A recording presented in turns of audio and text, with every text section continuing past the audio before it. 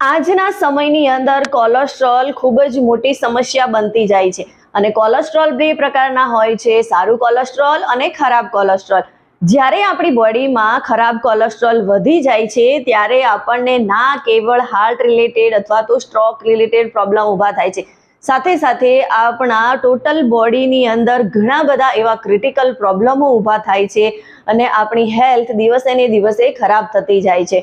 તો જો આપણે હાઈ કોલેસ્ટ્રોલથી પરેશાન હોઈએ, કોલેસ્ટ્રોલને મેન્ટેન કરવા ઈચ્છતા હોઈએ તો આપણે એવી વસ્તુઓને અવોઇડ કરવી જોઈએ કે જે આપણા શરીરની અંદર કોલેસ્ટ્રોલનું પ્રમાણ વધારે છે.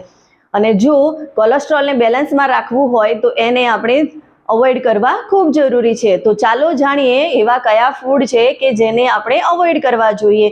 અને એ પહેલાં હાય, હું દક્ષા પટેલ. સ્વાગત છે તમારું આપની YouTube channel dB health hub પર.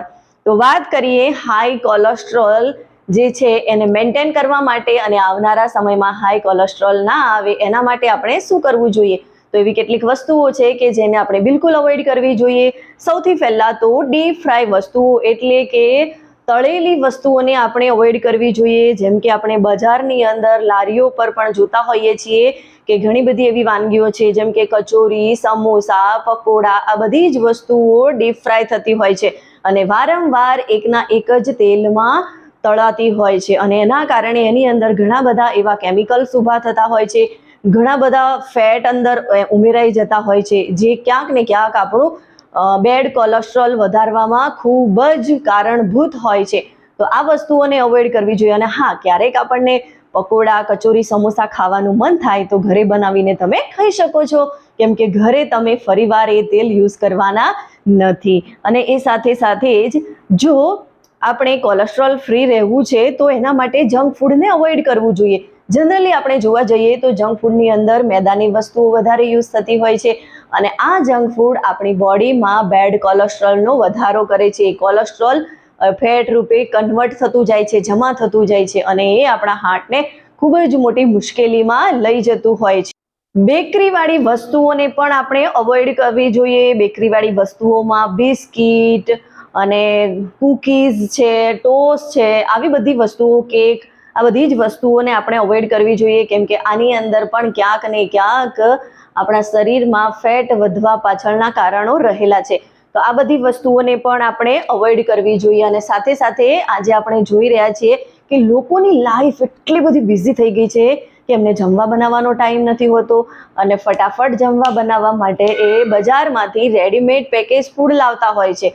અને આ રેડીમેડ પેકેજ ફૂડ જે છે એની અંદર ઘણી બધી વસ્તુઓ એડ થયેલી હોય છે, એ પ્રોસેસ કરેલા હોય છે, પ્રિઝર્વેટિવ હોય છે અને જે આપણા બોડીને બહુ જ બધા નુકસાન કરતા હોય છે કેમ કે પેકેજ ફૂડ જે છે એ આપણે લાવીએ છીએ, 5 મિનિટ ગરમ પાણીમાં નાખીએ છીએ અને તરત રેડીમેડ આપણું પેકેટ ફૂડ જે છે એ તૈયાર થઈ જતું હોય છે. તો તમે વિચારો કે એની અંદર એની સેલ્ફ લાઈફને વધારવા માટે કઈ કઈ વસ્તુઓ એડ થઈ હશે, કેટલા કેમિકલ એડ થયા હશે. તો આ વસ્તુઓને પણ આપણે અવોઇડ કરવી જોઈએ. સાથે સાથે ફૂલ ક્રીમ બેઝ ડેરી પ્રોડક્ટ્સનો પણ આપણે અવોઇડ કરવી જોઈએ. આ બધી પ્રોડક્ટ્સની અંદર વધારે પડતા ફેટ હોય છે જે આપણા શરીરને ક્યાંક ને ક્યાંક નુકસાન પહોંચાડે છે અને કોલેસ્ટ્રોલ વધારવાનું કારણ બનતા હોય છે. અને એ સાથે સાથે જ ગળી વસ્તુઓ, મીઠાઈઓ, જેમ કે ઘણા બધા લોકોને જલેબી, ગુલાબજાંબુ અને મીઠાઈ જે હોય છે એ ખાવાની બહુ જ આદત હોય છે. ની અંદર પણ ફેટ લેવલ વધારે હોય છે અને આ વસ્તુ પણ આપણા શરીરની અંદર બેડ કોલેસ્ટ્રોલ વધારવાનું કામ કરે છે.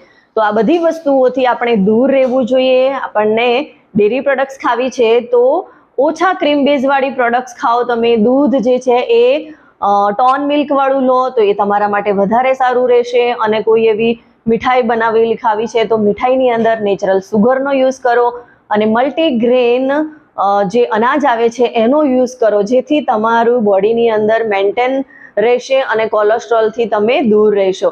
તો ખરેખર કોલેસ્ટ્રોલને આપણે દૂર કરવું છે, કોલેસ્ટ્રોલને નોર્મલ કરવું છે અને કોલેસ્ટ્રોલ ફ્રી લાઈફ જોઈએ છે તો આપણે આપણી લાઈફની અંદર થોડા ચેન્જીસ કરવા ખૂબ જરૂરી છે.